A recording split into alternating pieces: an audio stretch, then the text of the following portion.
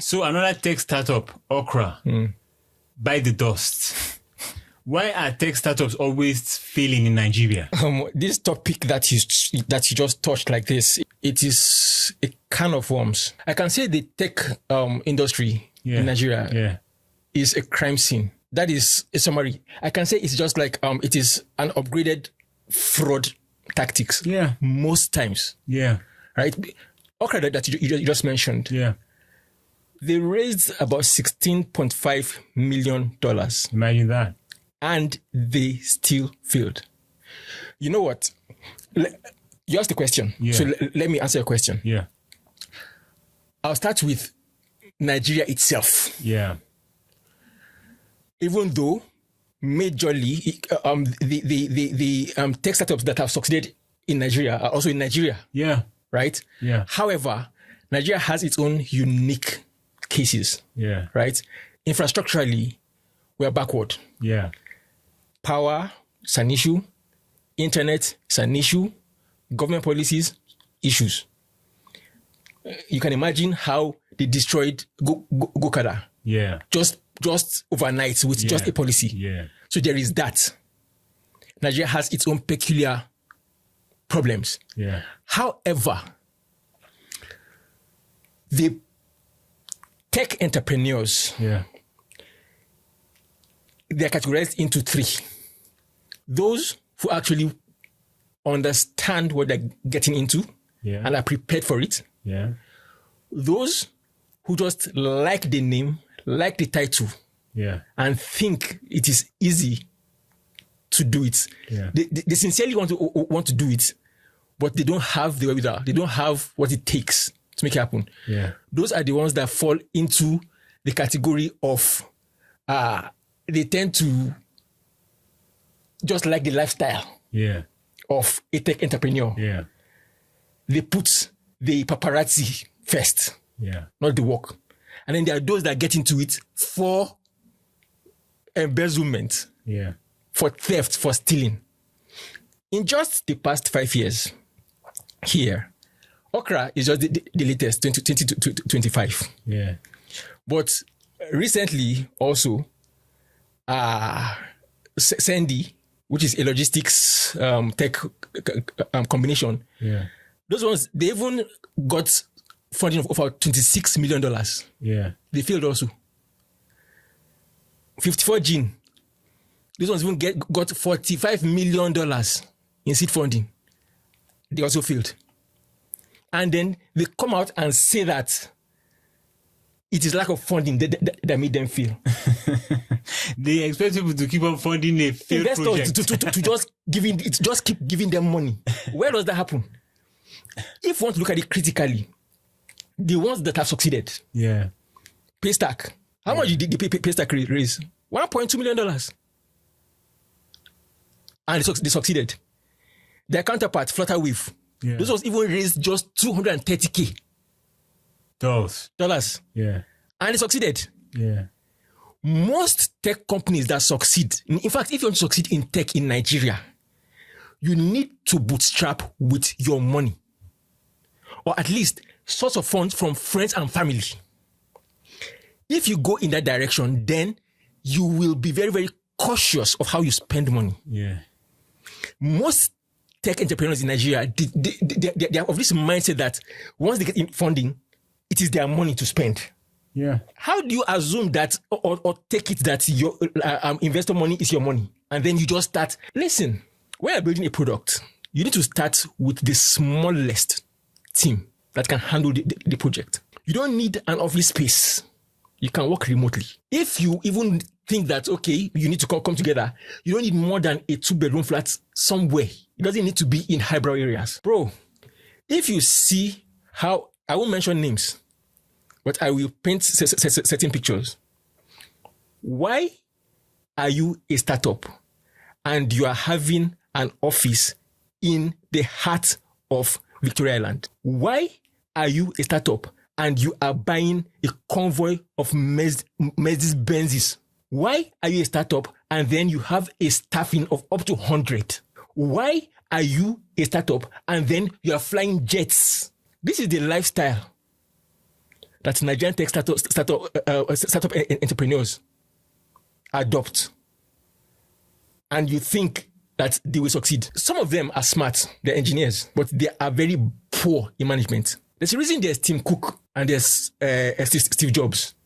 Know one of the things you need as to be a leader is to know your weakness, and then employ people that you know that can step into that, fill that gap that you have. Another reason that tech startups fail in Nigeria is because the product is totally disconnected from the problem.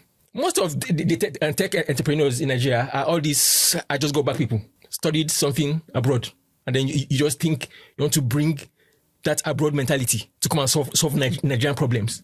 You're trying to solve a Nigerian problem with a Silicon Valley mindset. It cannot work. It can't.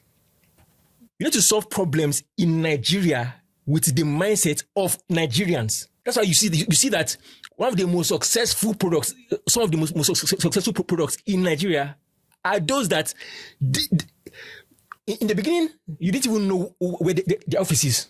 They focused on the product. They focused on understanding the problem. How are you a startup and then you are having a marketing team?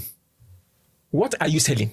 You have a marketing team, not in 10s, not in 20s, double digits, into triple digits, and these people are on a payroll. How don't you have a product and you have staff bosses to convey who? What are you building? What do you have? Why don't you don't have a product and you're already doing media tour? You're already inviting media houses. You're already communicating with foreign media houses. So most times it's about the glitz and the glamour, the name. You understand?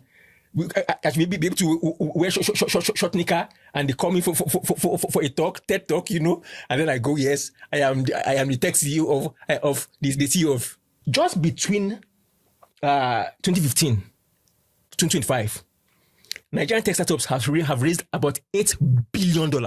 Imagine that. And 96% of the tech startups between this time frame failed. Liquidate. Liquidated. Investor money gone to dust. How are you a tech CEO and you have bouncers? You have bodyguards, bro. Welcome to Nigeria. Like the thing, it marvels me. You're a tech startup.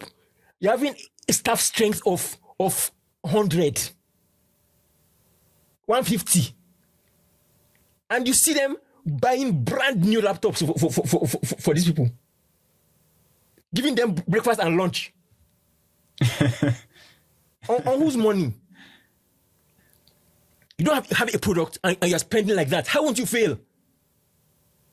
No discipline, no financial management skill, no leadership skill, and they are usually stubborn and heady. They'll be telling you that they are this, they are that. You know that you are an engineer. However, your infrastructure, I mean cloud infrastructure, before you even have a viable product, is consuming about $10,000 per month. You are a daft.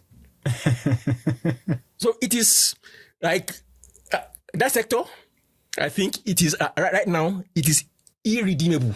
Yeah. That's why you see that most people that used to call themselves tech bro techs right now in the mud, broke as fuck. Yes. Lost out of job. Yeah.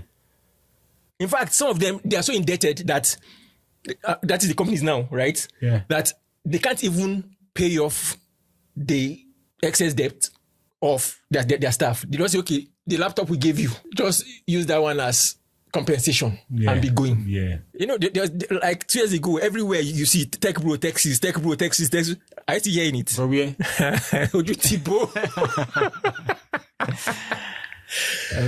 So the work needs to be done. Yeah. You need to work the work. You need to research the product.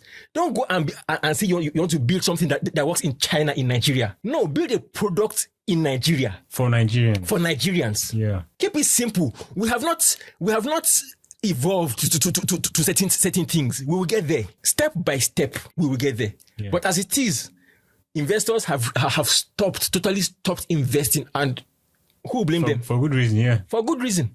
Yeah. And then what even baffles me is the effrontery of these people. They come out and say, we failed because funding stops coming. Do you know how much $1 million is? And some of you raised up to $50 million, and you still failed. And then you're still putting on funding. You see them traveling to different countries, saying that they are going to give talks. Sit down in your station and build the product. When you build the product, then go ahead and announce the product. But you're announcing a product even before you have the product. Look at Ope, the Chinese man. Yeah. He came and he has taken over everything. And you scale. You first solve one problem. After solving that problem, and your users are comfortable with that, it is easy to scale the product. Already people are in your ecosystem. You can easily, just with a newsletter, we're introducing this feature, introducing this feature. And easily they adopt. Another thing, great undoing of Nigerian tech entrepreneurs, they like lies. They don't like people that will tell them the truth. Most times, they don't even listen to the engineering team. The engineering teams have their issues. Most of them are lawless. They are indisciplined, and they're not even as good as they announced to be. Yeah.